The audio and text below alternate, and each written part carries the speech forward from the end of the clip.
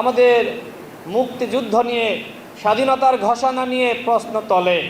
কয়েকদিন আগে জামাতের আমির চট্টগ্রামের একটি প্রোগ্রামে বলেছে, এলডিপি চেয়ারম্যান কর্নেল অলি তিনিই নাকি সবার আগে বলেছিলেন উই রিভোল্ট, তিনি নাকি স্বাধীনতার ঘোষণা সবার আগে সেখান থেকে দিয়েছিলেন। যে জামাত ইসলাম স্বাধীনতাকে বিশ্বাস করে না, সেই জামাত ইসলাম এভাবেই স্বাধীনতা নিয়ে, মুক্তিযুদ্ধ নিয়ে বিতর্ক সৃষ্টি করছে। আমরা তাদের উদ্দেশ্যে বলতে চাই যে আপনারা জাতীয় দিবস পালন করেন না, এইটা নিয়ে আমাদের কোনো সমস্যা নাই, কিন্তু মুক্তিযুদ্ধ নিয়ে, স্বাধীনতার ঘোষণা নিয়ে, ঘোষক নিয়ে বিতর্ক সৃষ্টি করলে তার দাঁত ভাঙা জবাব আমরা দিব। স্বাধীনতার ঘোষণা করেছে শহীদ প্রেসিডেন্ট জিয়াউর রহমান।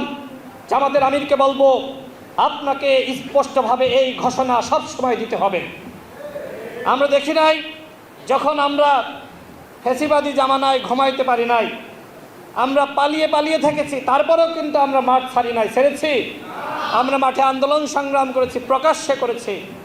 সে সময় আপনারা আন্দোলন সংগ্রামে আমাদের সাথে ছিলেন, ঠিক আছে, কিন্তু নেতৃত্বটা বিএনপি দিয়েছে, এইটা কেন অস্বীকার করেন?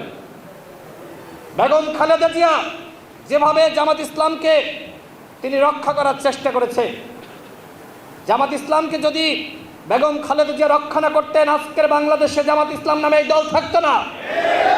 স্বীকার করেন না, অবদান স্বীকার করেন না, এগুলো ভণ্ডামি মার্কা রাজনীতি। আমরা বলছি এই ফ্যাসিবাদ উৎখাতে জামাত ইসলামের ভূমিকা আছে, কিন্তু সেটি বিএনপির থেকে বেশি নয়।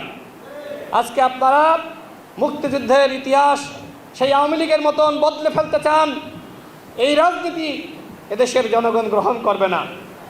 আপনারা ৭১-এ ভুল করেছেন, কিন্তু ২৪-এ আপনারা জনগণের কাতারে দাঁড়িয়েছিলেন, যে কারণে আমরা বিতর্ক সৃষ্টি করতে চাই না। কিন্তু বাংলাদেশে আপনারা নতুনভাবে বিতর্ক সৃষ্টি করছেন, এটা আমরা কোনোভাবেই গ্রহণ করতে পারি না।